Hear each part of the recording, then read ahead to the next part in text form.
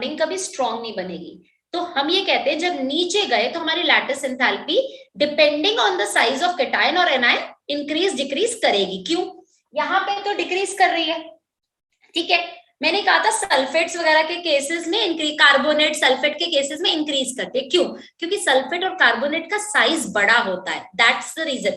जब नीचे आया उसे कैटायन भी बड़ा मिला और वो खुद बड़ा है, तो बॉन्डिंग स्ट्रॉन्ग बन गई। तो उस केस में लैटिस एंथैल्पी ज्यादा चली जाती है, तो हाइड्रेशन एंथैल्पी हमेशा ऑपोजिट रहेगी।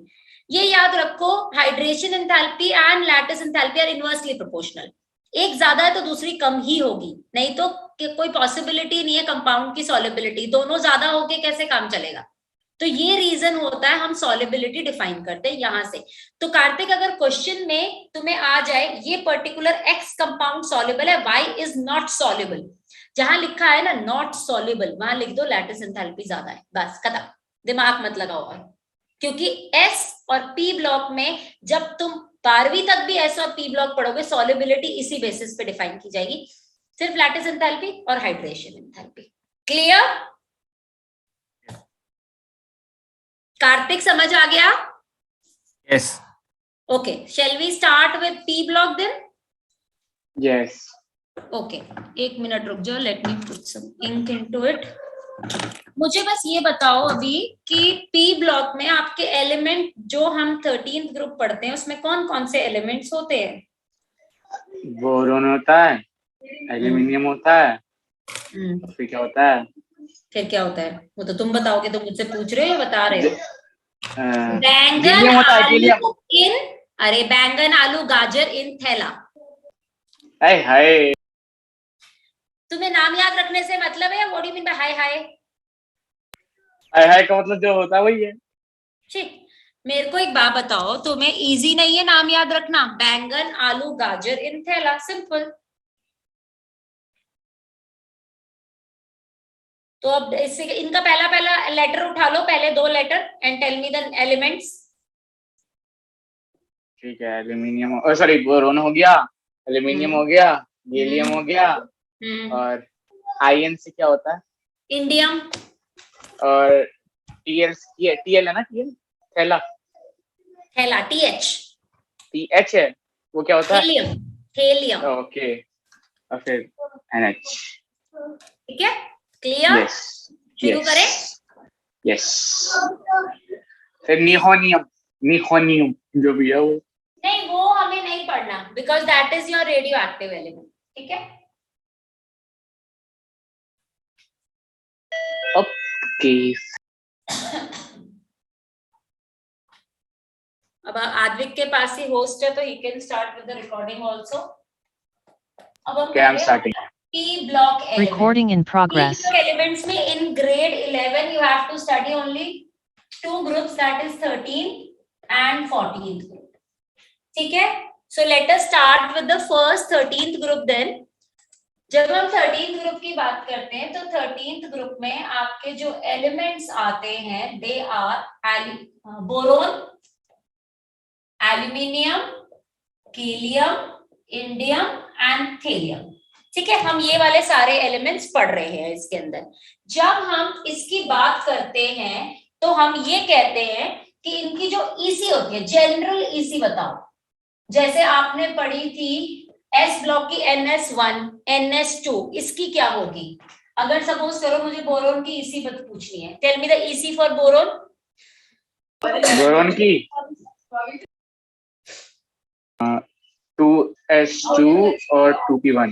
1s2, 2s2, 2p1, यानी S मेरा फिल्ड है, ठीक है। So we can write NS2 NP1 to 6, right, ये होती है। तो 13th ग्रुप में कितना हुआ? सिर्फ 1।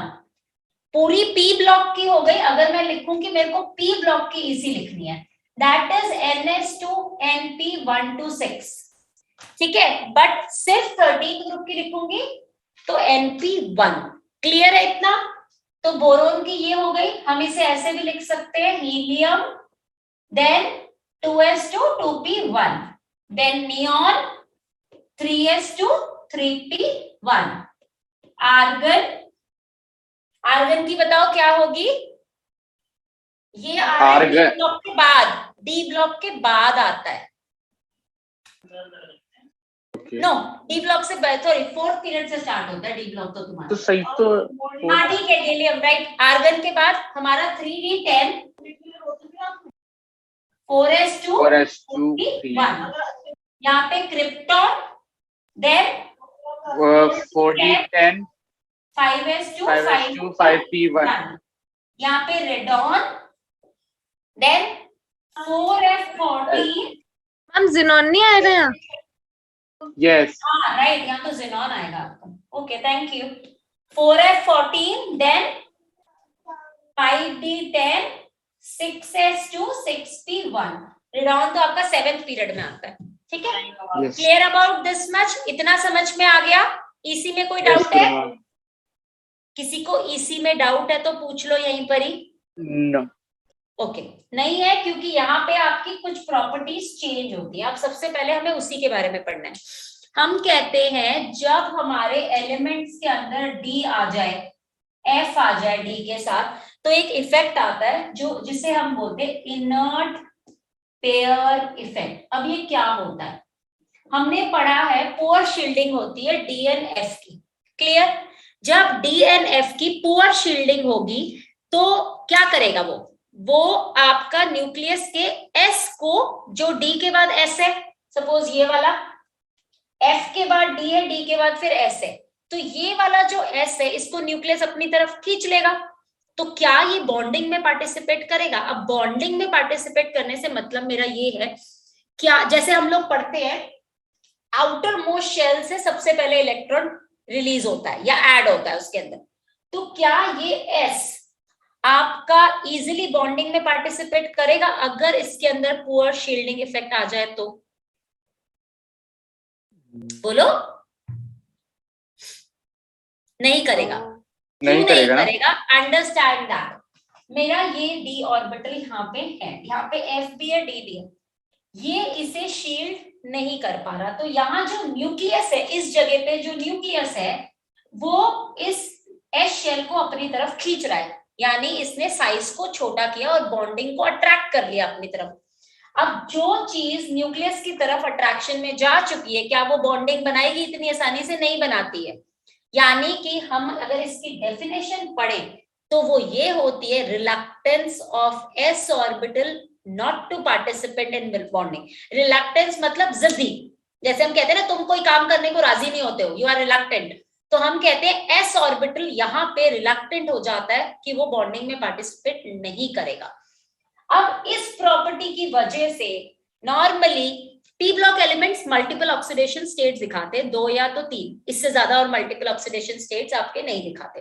लाइक अगर हम ऑक्सीजन वगैरह में चले जाए तो वो तो डबल बॉन्ड बनाने की वजह से काफी सारी मल्टीपल ऑक्सीडेशन स्टेट्स दिखाता है। तो पी ऑर्बिटल जब नीचे आने लगते हैं तो उसके ऑक्सीडेशन स्टेट में चेंजिंग आते हैं। क्यों? अगर सपोज करो मैं यही वाला ग्रुप आपका ये ले लेती हूँ, यहाँ पे स्केलियम, गैलियम कितनी ऑक्सीडेशन स्टेट दिखाता है? +1 का तो दिखाएगा नहीं, ये आपकी दोनों लूज करेगा। अब अगर यहाँ पे और हम नीचे जाएं तो हम ये कहते हैं कि आपका जो डी ऑर्बिटल है, सॉरी पी ऑर्बिटल है, इसके अंदर जो ऑक्सीडेशन स्टेट है उसमें 2, 4, 3, 5 ऐसे दिखाते हैं। तो कितने की दिखाएगा ये? तो यहाँ नीचे आते आते, अब यहाँ पे देखो ये वाला, अगर मैं सपोज करो इसको लेते हैं बोरोन को, इसने +1 दिखाई और +3 की दिखाई, ठीक है, यही दिखाएगा। या तो इसे लूज करके स्टेबल हो जाएगा या इस पूरे को लूज करके इनर्ट गैस कॉन्फ़िगरेशन में आएगा। ये भी +1 और +3 की दिखाएगा, ये ज्यादा स्टेबल +1 में जाएगा। क्यों? क्योंकि एस ऑर्बिटल पार्टिसिपेट करने के लिए मना कर रहा है। ऐसा नहीं है कि +3 नहीं दिखाएगा, दिखाएगा, +3 ये सारे दिखाएंगे, बट नीचे जाते जाते ऑक्सीडेशन स्टेट कम होने लगती है क्योंकि उसके अंदर इनर्ट पेयर इफेक्ट आने लगता है। Is this point clear? क्योंकि इसी के बेसिस पे बहुत सारी प्रॉपर्टीज हैं, आपका atomic size, oxidation number, reactivity, सब में चेंजेस आते हैं। तो इज दिस पॉइंट क्लियर? क्योंकि पी ब्लॉक के अंदर this is the main phenomenon. बताओ भाई, मतलब इनर्ट पेयर इफेक्ट में क्या होता है? जो हमारा क्या कहते हैं, जो हमारा एस ऑर्बिटल है उसकी पुअर शील्डिंग होने लगती है और जिसकी वजह से जो न्यूक्लियस है उसको अपनी तरफ अट्रैक्ट कर लेता है और वो बॉन्ड में इजीली लूज नहीं कर पाता। तो मतलब वो बनाएंगे। आपने सारी चीज सही बोली, बस एक चीज गलत बोली। एस की पुअर शील्डिंग कौन करता है? D orbital. तो आप ये बोलोगे इनर्ट पेयर इफेक्ट में क्या, अगर मैं पूछूं व्हाट इज द फिनोमिनन, तो हो गया reluctance of s orbital to participate in the bonding. अब क्यों होता है? Now the question come is why. The why is because of the poor shielding of d and f orbital, the s get attracted towards nucleus and hence it do not participate in the bonding easily। ऐसा नहीं कि बिल्कुल नहीं करता, but जिद्दी हो जाता है। अब आप लोग जिद्दी हो जाते हो, फिर भी तो आप लोग कुछ काम करते हो ना दूसरों के कहने पे, तो ये भी करता है, बट इसकी जिद होती है कि इससे पार्टिसिपेट नहीं करना। तो कई बार ये कंपाउंड्स आपके कम वाली ऑक्सीडेशन स्टेट में ज्यादा स्टेबल बना लेता है। ये है inert pair effect. Is this much clear? Yes. आगे चले अब आगे, ठीक है? yes. तो सबसे पहले आता है आपका metallic and non metallic character. तो जब हम बात कर रहे हैं metallic and non metallic character की, तो आप मुझे बताओ जो ये आपके 13th ग्रुप है, राइट, ये कैसे एलिमेंट्स रखता है as compare to group 2 and 1। अब हम इसे ग्रुप 1 और 2 से कंपेयर करके पढ़ेंगे। जैसे ग्रुप 2 को हमने 1 से कंपेयर किया था, इसको हम कंपेयर करेंगे 1 एंड 2 दोनों से। तो अब ये बताओ ये कैसे आपकी बॉन्डिंग रखता है, मतलब ये मोर मैग्नेटिक मेटालिक होगा या मोर नॉन मेटालिक होगा? इसमें इतना बताया कि इसमें मेटलॉइड्स और क्या कहते हैं और मेटल्स होते हैं ज्यादा। तो इसमें नॉन मेटल्स नहीं होते, यू वांट टू से दिस? यस। हम ये कहते हैं कि इनमें जो आपके एलिमेंट्स हैं they are basically metalloids, means वो metals as well as non metals दोनों की प्रॉपर्टीज को शो करते हैं, राइट? तो डाउन द ग्रुप क्या होगा? डाउन द ग्रुप क्या होगा? मेटालिक कैरेक्टर इंक्रीज या non metallic character increase? Metallic. हाँ, metallic character increase. And as compare to group 2, group 2 के अकॉर्डिंगली ये कैसे है? नॉन मेटालिक कि मेटालिक? ग्रुप 2 के कंपेयर में नॉन मेटालिक होंगे ना, वो ज्यादा मेटालिक है। तो लेस मेटालिक। हाँ। ओके, अब इसमें जो मेटलॉइड्स होते हैं वो कौन कौन से होते हैं? ये तीन आपके मेटलॉइड्स में गिने जाते हैं, ठीक है? Is this much clear? रब कर दूं? नहीं। नोट करो फटाफट से।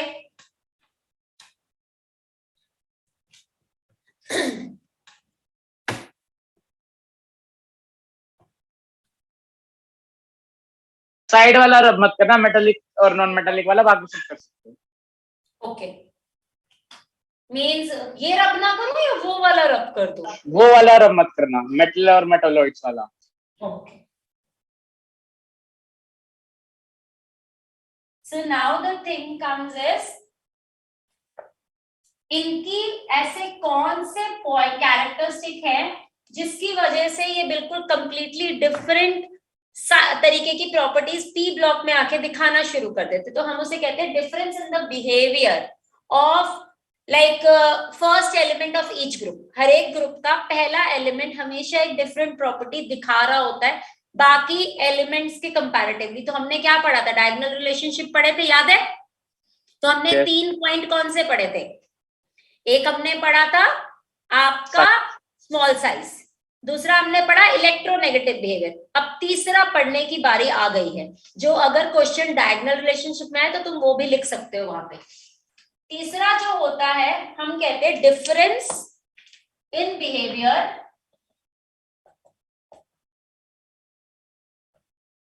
Of first element of each group. So इसके 3 पॉइंट है, 2 आप पढ़ चुके हो, smaller size, second electronegative behavior, and the third is absence of d orbital. ठीक है, ये किसके होते हैं? डायगोनल रिलेशनशिप जो हम पढ़ते हैं उसके अंदर है ये सिर्फ, और कहीं नहीं अप्लाई करना है। एब्सेंस ऑफ डी ऑर्बिटल मत लिख देना, थर्ड पीरियड में मत लिख देना, थर्ड पीरियड में दिक्कत हो जाएगी क्योंकि वहां डी ऑर्बिटल होता है, ठीक है, खाली पड़ा होता है बट होता है, ठीक है। This is applicable for diagonal relationships. अब आता है कि what do you mean bye absence of D orbital, इसका क्या मतलब है? इसका मतलब है जब हम 1s 2s 2p पढ़ते हैं, सो 3s 3p 3d यानी थर्ड पीरियड से आपका डी ऑर्बिटल आ जाता है। यही रीजन है कि आपके जो एक जगह होती है पी ब्लॉक में, वहां एक जगह तक खाली वो दिखाता है डायगोनल रिलेशनशिप, उसके बाद नहीं दिखा पाता क्योंकि डी ऑर्बिटल आ चुका होता है। तो पी तक उसका डायगोनल रिलेशनशिप दिखाई देता है, और वो भी सिर्फ और सिर्फ आपका कार्बन का भी नहीं जाता, एल्यूमिनियम तक सिर्फ लेता है, राइट? हमने यही पढ़ा था, इफ यू रिमेम्बर, हमने क्या पढ़ा था? लिथियम है, बेरिलियम है, बोरोन है, ठीक है। नीचे क्या है? Sodium, magnesium, aluminium. तो ये दिखाते हैं आपके डायगोनल रिलेशनशिप। ये इसीलिए दिखा पाते हैं क्योंकि यहाँ पे आपका डी ऑर्बिटल इंट्रोड्यूस तो हुआ है बट खाली है, लेकिन ये भर नहीं पाता इतनी आसानी से बिकॉज इसका साइज का प्रॉब्लम होता है और इसका ईसी का प्रॉब्लम होता है। लेकिन इसके बाद जब हम जाने लगते हैं तो इन एलिमेंट्स के अंदर आपका डी ब्लॉक नहीं है, राइट? क्यों नहीं है? Because this is coming in second period. तो इनकी कुछ प्रॉपर्टीज इनके साथ मैच इसलिए कर जाती हैं, लेकिन बाकी आगे अगर आप नीचे जाओ फोर्थ में, फिफ्थ में, वहां नहीं मैच करेंगे, वहां आपका कोई डायगोनल रिलेशनशिप नहीं आता। Is this much clear? Yes. Okay, और क्या कंपाउंड होता है जो कि इनके अंदर इस पी ब्लॉक की, अब हम बात करते हैं सिर्फ पी ब्लॉक का। पी ब्लॉक में ऐसा क्या है जो कि डिफरेंट एलिमेंट्स में नहीं है, उनके पहले एलिमेंट में हो जाता है? क्या होता है ऐसा? क्या क्या क्या? मैंने बोला, हमने ये पढ़ा कि difference in behaviour of first element of each group. तो हमने 3 पॉइंट्स पढ़ लिए, ठीक है। अलोंग विद दैट और कौन सा हो सकता है पी ब्लॉक के अंदर? Reason. Now forget about diagonal relationship, just focus on this topic. और कौन सा ऐसा बिहेवियर है जो कि एकदम डिफरेंट होता है इन लोगों का, पी ब्लॉक के पहले एलिमेंट का? Let's take nitrogen, oxygen, carbon. अगर मैं ये तीनों को देख लूं, ऐसा क्या है? बोरोन को भी पकड़ लो, कौन सा ऐसा डिफरेंट चीजें दिखाते हैं ये जो बाकी एलिमेंट्स नहीं दिखाते इनके ग्रुप के? कार्बन से समझ लो, कार्बन क्या करता है जो सिलिकॉन नहीं दिखाता? वो क्या कहते हैं? कैटिनेशन करता है। सिल्वर भी करता, सिलिकॉन भी करता है, but rather than catenation you should say multiple bonding करता है। सिलिकॉन आपकी मल्टीपल बॉन्डिंग ज्यादा नहीं कर पाता क्योंकि साइज बड़ा हो जाता है, दैट्स द रीजन। तो हम ये कह सकते हैं fourth point, multiple bonds are formed. अब हम ऑक्सीजन को देख लें, कार्बन को देख लें, नाइट्रोजन को देख लें, सारे मल्टीपल बॉन्ड बनाते हैं। नाइट्रोजन सिंगल बॉन्ड भी बनाता है, डबल भी बनाता है, ट्रिपल भी बनाता है। ऑक्सीजन आपका डबल भी बनाता है, ट्रिपल भी बनाता है। कार्बन भी आपके डबल, सिंगल, ट्रिपल तीनों बनाता है। बोरोन डायमर की तरह एग्जिस्ट कर सकता है। क्लियर? समझ में आ गई ये चीज? यस।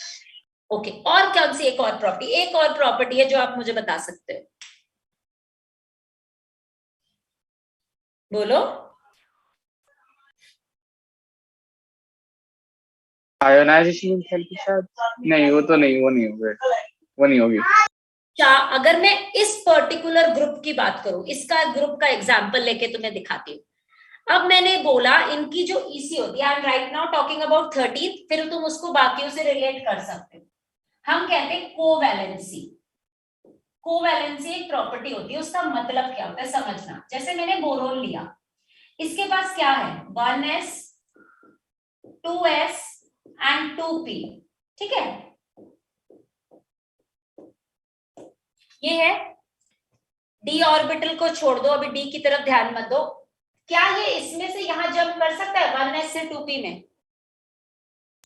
सकता है। 1s, अगर मैं इसे एक्साइटेड स्टेट में ले जाऊं, हमने पढ़ा था ना केमिकल बॉन्डिंग में एक्साइटेड स्टेट, क्या 1s से इलेक्ट्रॉन 2p में जाएगा?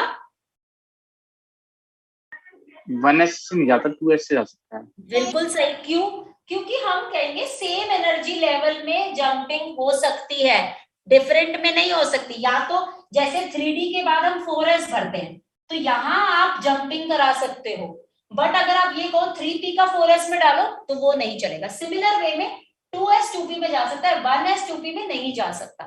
तो हम यहां से एक इलेक्ट्रॉन यहां ले जा सकते हैं। यस। तो मेरा 1s तो ऐसे ही रहा, यहाँ 1 आ गया, यहाँ 3 आ गए। तो अब ये बताओ मैक्सिमम कोवेलेंसी कितने की दिखा सकता है? ये 4 की दिखा सकता है। क्यों? 3 तो यहाँ अगर एक बॉन्ड ये बन सकता है आपका, ठीक है। तो मैक्सिमम कोवेलेंसी ऑफ 4, ऐसे ही आपके सारे एलिमेंट्स शो कर सकते हैं। जिनके पास d ऑर्बिटल खाली है वो d ऑर्बिटल में अपने p ब्लॉक के एलिमेंट डालकर, अब जैसे अगर मैं बात करूं तुम्हारा क्लोरीन 7 तक की ऑक्सीडेशन स्टेट दिखाता है। कैसे? Understand that. क्लोरीन की EC होती है 3s2 3p5 और 3d इसका खाली पड़ा है, ठीक है। तो ये क्या करेगा? 5 ऐसे है, मैंने यहां से 2 निकाले और यहां डाल दिए, तो 5 तो ये मिल गए इसको, 2 ये मिल गए इसको, तो हो गए 7। तो हम कहते हैं मैक्सिमम कोवेलेंसी 7 की दिखा सकता है। इसीलिए हमारे कुछ कंपाउंड ClF4 टाइप के बनते भी हैं, मतलब सॉरी ClF7O7 करके कंपाउंड आप पढ़ोगे 17 ग्रुप में। तो इसे कहते हैं कोवेलेंसी जो सिर्फ और सिर्फ p orbitals, p block elements के पास होती है। इज इट नाउ क्लियर कि इनमें स्पेशल बिहेवियर क्या होता है? जो फर्स्ट एलिमेंट दिखा पाता है ज्यादातर नीचे के कम दिखाते हैं, ठीक है, depending only on if they have a vacant orbital only in that case. Clear? समझ आ गया? Yes. Okay, so let us move further now.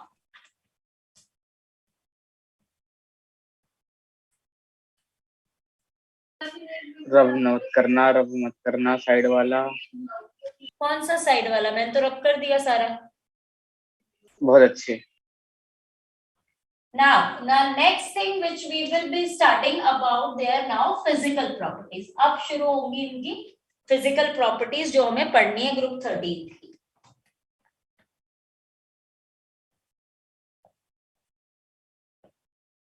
जब हम फिजिकल प्रॉपर्टीज की बात करते हैं तो सबसे पहले हमारा क्या आता है? Atomic size.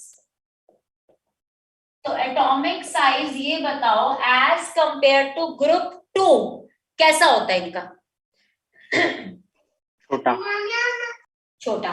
सो हम लिखेंगे as compare to group 2 size decreases.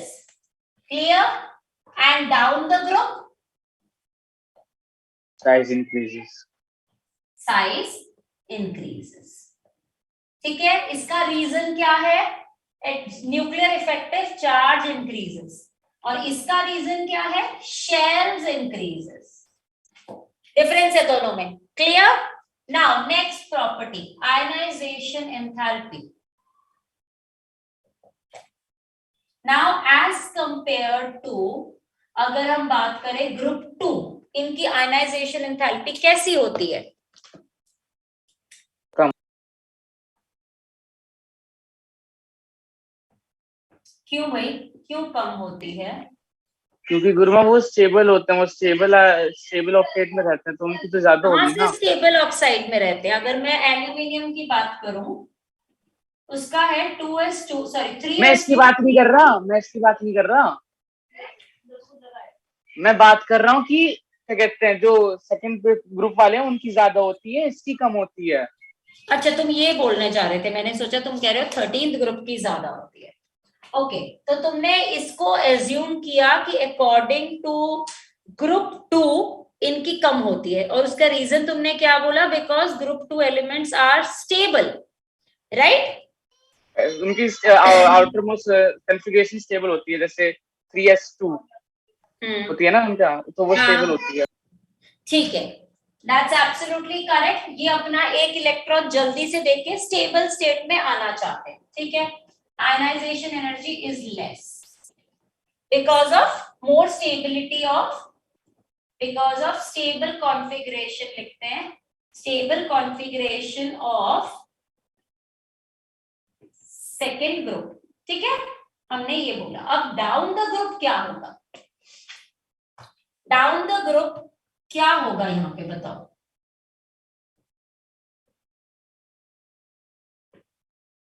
Means boron, aluminium, gallium, indium and thallium में क्या साइज लगाऊं? इंक्रीज, डिक्रीज या इंक्रीज डिक्रीज, कुछ ऐसा बताओ।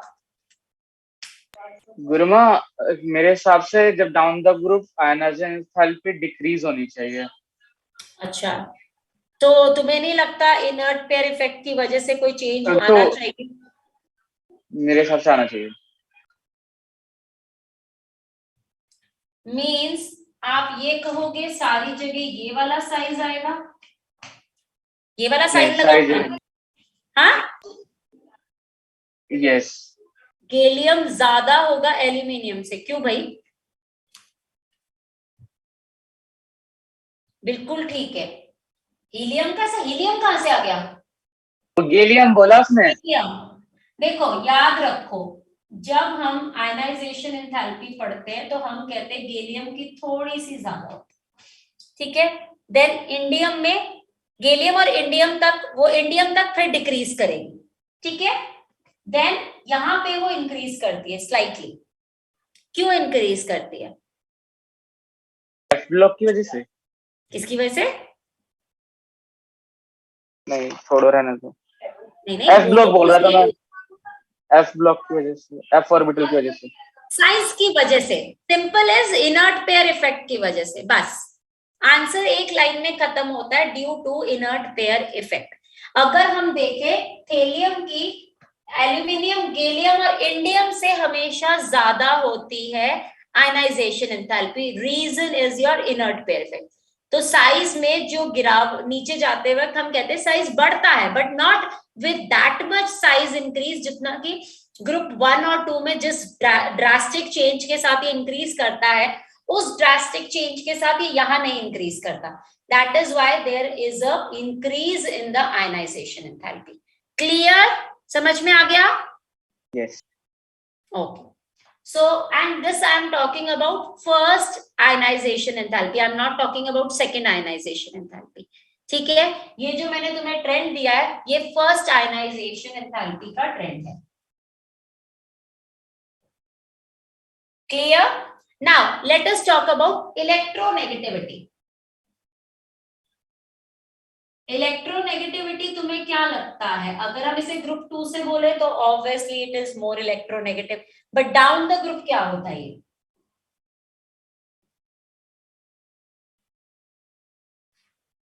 बोलो, डाउन द ग्रुप इलेक्ट्रोनेगेटिविटी क्या होगी? Simple, from barium to aluminium it decreases, then it increases till thallium, ठीक है। क्यों?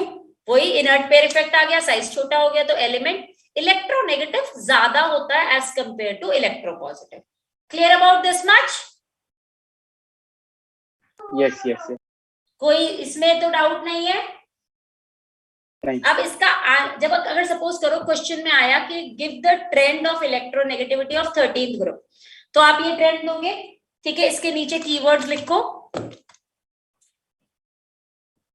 Due to increase in atomic mass, atomic number लिखो, atomic number D and F shell is introduced, due to which, I'm writing here, due to which effective nuclear charge increases as D and F are unable to shield S orbital.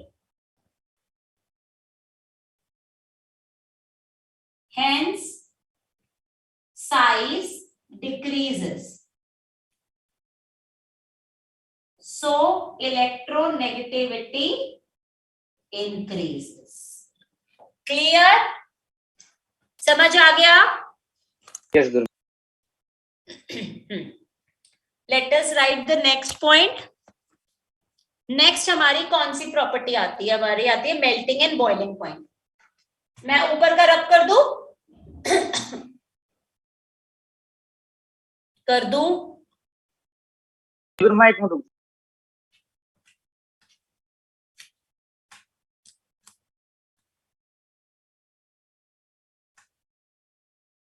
ऊपर वाला कर दो, नीचे वाला मत करना, electronegative वाला. देखो एटॉमिक, अगर हम मेल्टिंग एंड बॉइलिंग पॉइंट की बात करें तो वो हमेशा नीचे जाते हुए बढ़ता ही, कोई इसमें अजीब ट्रेंड नहीं चलता. क्यों क्यों बढ़ता है?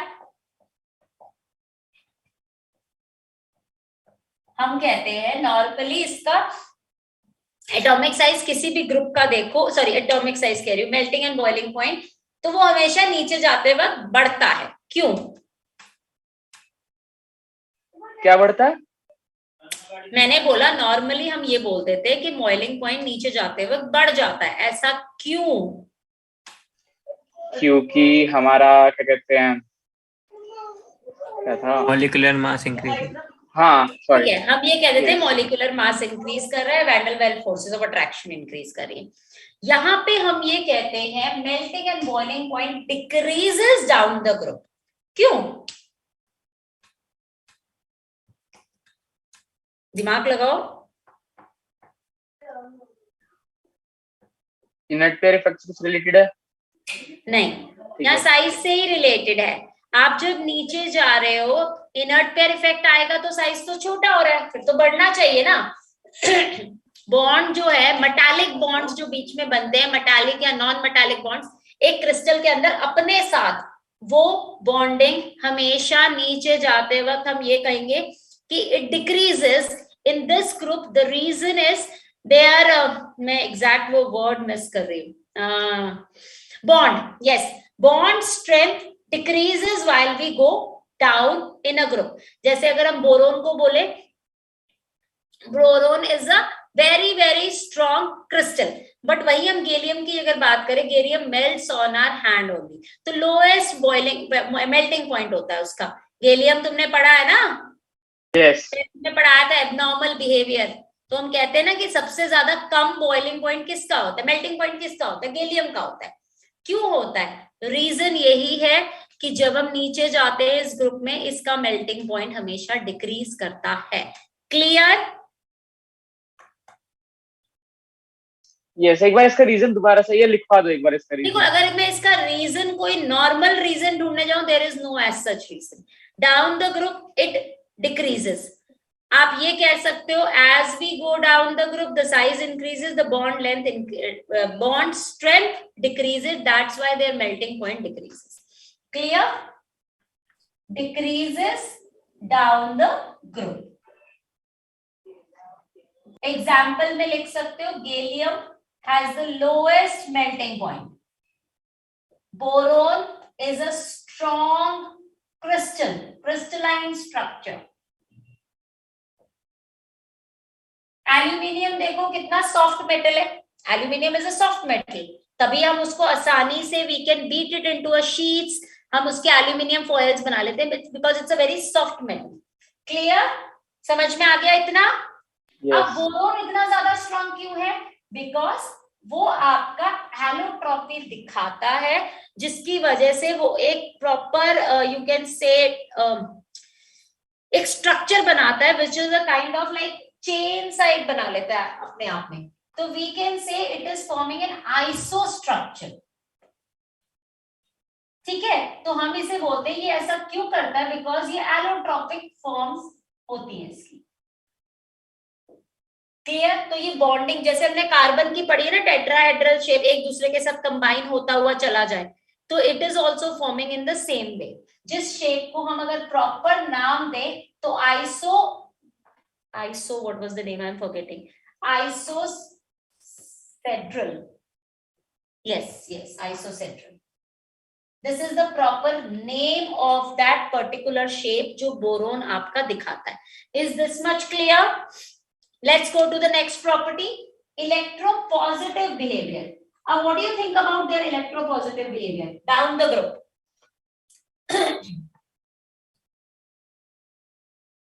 बोलो. Size increases. तो इलेक्ट्रोपॉजिटिव बिहेवियर के साथ क्या होगा नीचे जाते हुए? इंक्रीज होगा. Size increase. ये तो कह रहा है आपका साइज इलेक्ट्रोनेगेटिव बिहेवियर भी बढ़ रहा है, आपका इलेक्ट्रोपॉजिटिव बिहेवियर भी बढ़ रहा है. Very good. इंक्रीज होगा फिर तो. हाँ, डिक्रीज, अगर डिक्रीज होगा हम तो डिक्रीज होगा मेरे. अरे भगवान, अभी तुमने आयनाइजेशन एनर्जी का क्या बोला वो बताओ.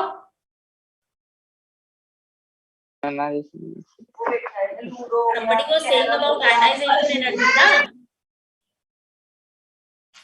देखो, as compared to group 2, इनकी इलेक्ट्रोपॉजिटिव बिहेवियर कम होता है, राइट? कम होता है क्योंकि ionization enthalpy is less. Clear? Down the group क्या होता है? डाउन द ग्रुप क्या होता है? Ionization energy decreases here also. Yes. So electropositive character क्या हुआ? इंक्रीजेस. तो यही तो मैंने बोला था शायद. व्हाट? यही तो शायद मैंने बोला था. मैं कंफ्यूज हो गई होंगी, फिर आई थॉट मे बी मैं इसको लेकर बैठी होंगी उस टाइम पे. So is this much clear? Yes. Okay, last आपका physical properties oxidation state. So I am writing at the top here. अब मुझे बताओ, ये जो ऑक्सीडेशन स्टेट दिखाएंगे ये कौन कौन सी दिखा सकते हैं? मैंने आपको अभी बताया था. +1 +3. ओके, ये +1 और +3 की ऑक्सीडेशन स्टेट में एग्जिस्ट करते हैं. ठीक है, अब डाउन द ग्रुप क्या होगी इनकी oxidation state? Decrease. They are more stable. They are more stable in +1 oxidation state. क्यों? Due to inert pair pair effect. effect. बस इतने से में आंसर खत्म होता है आपका. ऐसा नहीं कि +3 की नहीं दिखाते. They are showing, but more stable in +1 oxidation state. Is this much clear? Yes. Yes. So that much for today, and in the next class we will be studying about their chemical properties, and if that will be over, we'll continue with the P block 14th group. Okay, thank you.